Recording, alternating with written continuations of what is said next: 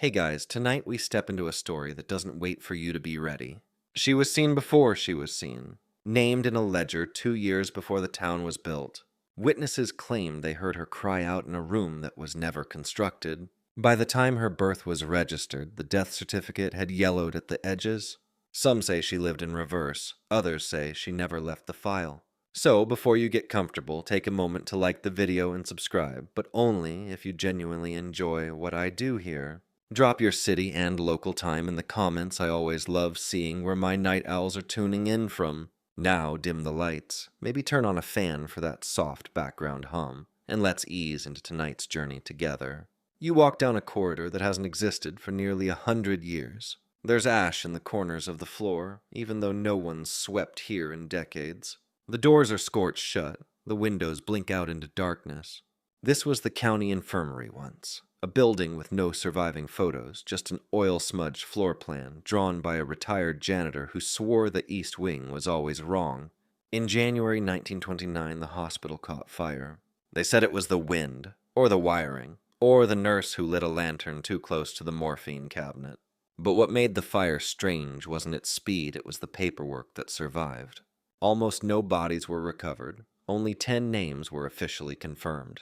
And yet, when a temporary registrar was sent in weeks later to catalog the loss for insurance purposes, he recorded 11. The 11th name was typed clearly, though the page was burned at the corners. Infant, female, witnessed by 6, room 12B. 12B didn't exist.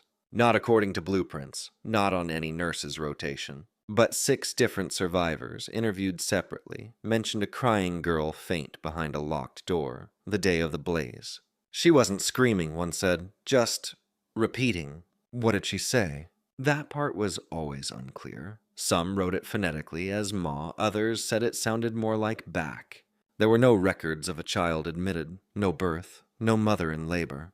Yet that name infant, female remained on the fire ledger.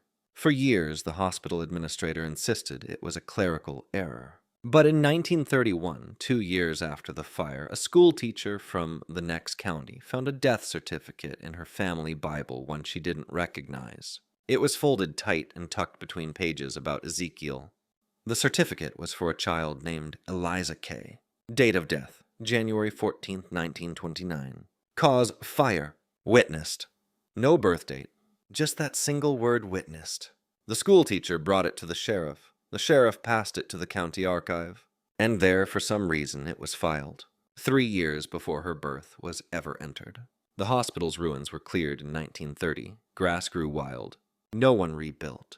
But when aerial photos were taken in the 1950s for a local highway project, shadows still showed the foundation. A perfect T-shape, with a small square extension on the eastern wing. 12B. Nowhere to be, and somehow still there. You lean over a desk that doesn't belong to you. The wood is pale and dry. The ink bottle is sealed with wax, long hardened into a dark red crust. Beside it lies a government issue census folder, stamped 1932. You are a temporary field agent. You've been walking door to door for 6 weeks. You've met widows who can't speak, children who count twice, families who list the same name for every person in the house, just spelled slightly wrong. But today's entry won't leave you. You find her name once in a farmhouse ledger, a smudge between 2 sons. Eliza K., age 1. But the parents say they have no daughter. Never did. It came pre-filled, the mother whispers. Not meeting your eyes. I didn't want to cross it out. In the next township over, you see it again. Same name, different age. Age 3, relation to head, niece. The household is empty. The house is condemned. Still, her name is written in clean graphite, as if someone sharpened the pencil just for that. You begin circling every entry. 6 counties later, the pattern builds. Eliza K. appears in 11 forms. Sometimes she is 2, sometimes 5. Once she is listed as relation unknown and marked as blind. A quiet contradiction emerges. She is always female, always a child, always out of place. You ask another census agent over coffee if she's seen the same thing. The woman pauses, then laughs. God, yeah, little Eliza. She sips. She shows up like a watermark. You joke that it must be a prank. She doesn't laugh. The thing is, when she's in the list, it means someone's not supposed to be.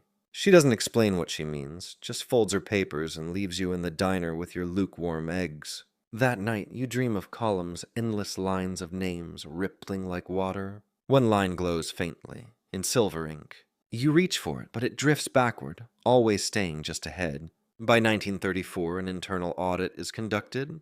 A new regional supervisor discovers that every district east of the river reported one child too many.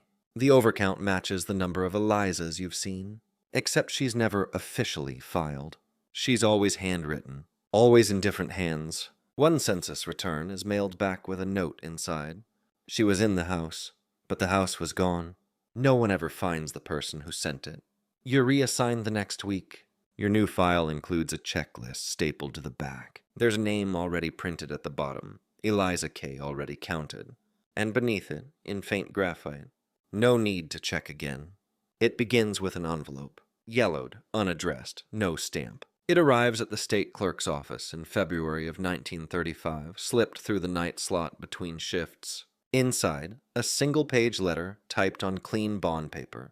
The date at the top reads March 7th, 1930. That's 5 years too early. The letter is short, almost formal. To whom it may concern. The girl's presence has been noted. Her name is Eliza K. She died in fire but persists in lists. Please update all registries. Her mother should not be blamed. Signed, a witness. There is no return address, no crease. The clerk files it under miscellaneous appeals and thinks little of it until 6 months later, when another letter appears. This time it's postmarked, from a town that no longer exists. The envelope is scorched along the top, as if singed in a fireplace. Inside, a different typewriter, different paper, same message. She died in fire, but persists in lists. This version is signed One Who Knocked. By the third letter, carbon copy, faint as breath, a quiet memo circulates the internal office. If letters reference Eliza K., forward to file, $093113B.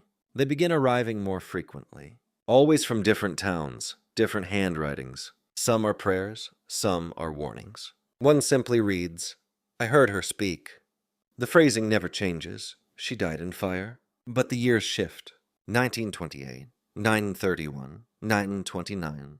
A single pattern begins to emerge. Every letter arrives within weeks of an update to the birth registry. When a baby girl is born in-state and named Eliza, a letter follows. Not every time, but often enough. You review the internal office log and find a quiet trend. By 1940, no new Elizas have been recorded for 5 years. The name has vanished. Until one cold December, a new mother writes directly to the state registrar. I never named her Eliza. I swear I didn't. But when I looked at the certificate, that's what it said. Typed already. And the nurse wouldn't let me change it. The letter is dated 1942. Filed under unresolved. The infant dies 3 days later. And for the first time, her obituary mentions both names. Eliza Catherine M., born December 12th. Died December 15th. Survived only by a mother who remembers a different name. The newspaper clipping is faint, but the caption is clear. The photo is just of the crib, and a name tag. Eliza K. Typed, not handwritten. The mother moves west. She never speaks to the press. But the hospital records something odd in the nurse's log that night. The mother kept asking what we meant by again. No staff had used the word. But the tag on the crib reused, they realized too late, came from a sealed supply cabinet. A box last opened in 1929. You find the first grave by mistake. An overgrown plot in the back corner of a disused cemetery, just beyond where the path gives up. The headstone leans forward, pressed by years of wind and silence. Eliza K. Died 1959. Witnessed. There's no surname, no birth date. Just those 2 lines, carved in a shaky serif. You write it down and move on. It's not until weeks later, while cross-referencing burial records for a project no one will ever read, that you find the second one. Eliza Catherine M., born 1933. Died 1935. Same county, different town, different plot. The handwriting on the burial ledger, thick fountain pen. Still dark, includes a note you've never seen before. Filed once already, per instructions, buried again. Filed again, huh? You blink at the ink. The entry has 2 different clerks' signatures, both official, both dated years apart. The first entry is faded and struck through the kind of redaction usually reserved for typographical errors. But the second one is deliberate, sharp, clean, a replacement but with no explanation. You visit the second grave. It's newer. The stone isn't cracked, but someone has etched something small into the lower left corner, beneath the name. For the other one, you ask the groundskeeper about it. Has old, nearly blind. He says the same woman came to both sites, years apart. She never said a word, he mumbles. Just left flowers. 2 kinds, one fresh, one dry. You ask him if he remembers the woman's name. He doesn't. But then he pauses. She wore a county nurse badge. When? Long time ago. Depression, maybe. You track the badge number he remembers. It leads to an employee file handwritten, folded into quarters, stored in a brittle envelope. The file has no photo, just a name. Mary Catherine Elwood. Hired 1928. Left service 1930. In the reason for resignation field, someone has written, transferred to pediatric ward, witnessed too much. But the hospital she supposedly transferred to was never built. The project was scrapped in late 29, same month the fire took the first hospital down. You go back to both graves. The first one is missing now. Just soil, no stone. A line of flowers lies fresh on the grass. 2 kinds. One fresh, one dry. Somewhere, tucked beneath the county library's rear stairwell, is a room no one unlocks anymore. It's called the Municipal Archive, but even the archivist doesn't know what's in most of the drawers. You get the key by accident. It's attached to an old register from the town's 1937 bicentennial parade, a detail you're supposed to scan for a local historian. But when you turn the brass key in the thick iron lock, the door groans open and exhales a hush, colder than the rest of the building. The walls are lined with shallow drawers labeled only by years. You pull open 1929. Dust spills like talcum. Inside, crumbling clippings, telegraph forms, carbon copy sheets tied in string. Then, near the back, you find a cloth-bound phonograph cylinder. No label, just a sticker. 12B not to be filed. You shouldn't play it. But of course, you do. The recorder stutters to life with a scratch and a hollow hum, and then, beneath the static, you hear it. A child's voice. It does not weep. It recites, I was already, I am not, I am always. The voice repeats, soft but deliberate. Always the same 3 lines, over and over. The room is still. You listen through once, twice. There's no background, no ambient noise. The silence feels fabricated, like the gaps were scrubbed clean before duplication.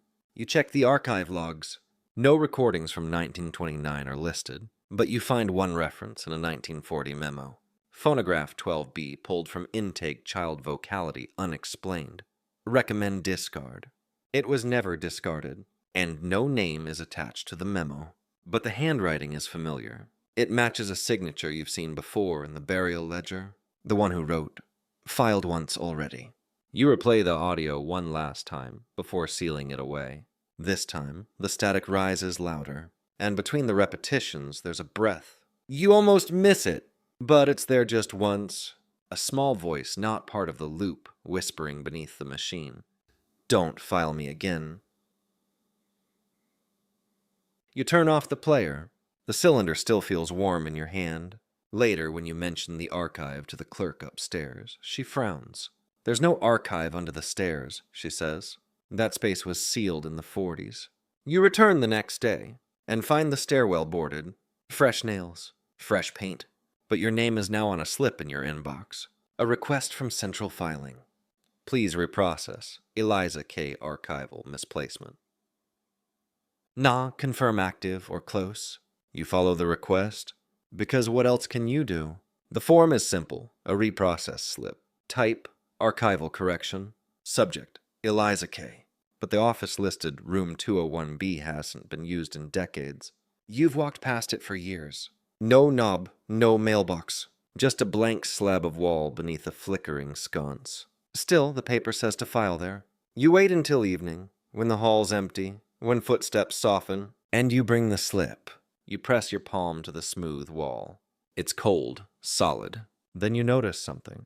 The plaster isn't original. There's a faint seam, an outline almost like a door painted shut, and near the bottom, a letter slot, rusted but real.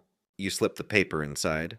It takes effort, like pushing against something heavy, and then it's gone.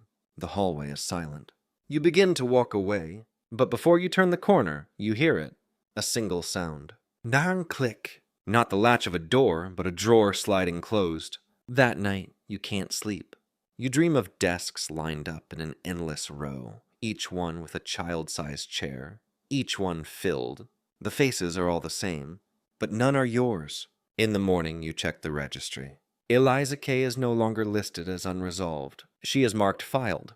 No date, no clerk. Just the notation. Final. But something else has changed.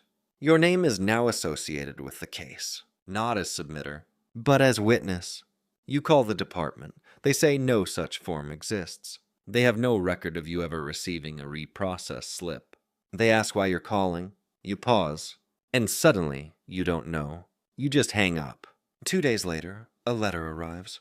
No stamp, no return. Inside, thank you, she is quieter now. It is unsigned, but written in a child's hand. The ink smells faintly of smoke. You return to room 201B. The wall is gone. In its place, just a door, unlabeled, unlocked.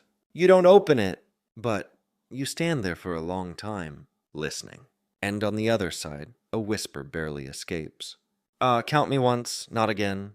She was seen too early, filed too often. Spoken in rooms where no one remembers speaking. Some names echo through systems not built to hold them. Some children are counted before they're born, or after they're gone, or in moments that don't align with any year at all. We like to believe history is straight.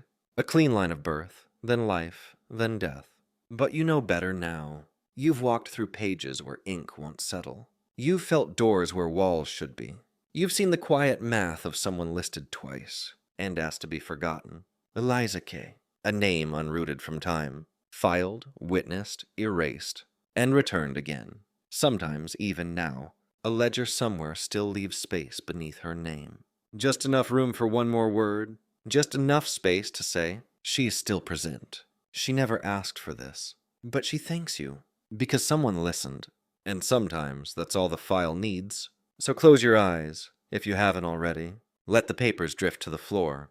Let the numbers dissolve in the hum of the fan. And if in a dream, you see a room that shouldn't be there, a file you never filled, let it rest. Leave it be. Sweet dreams.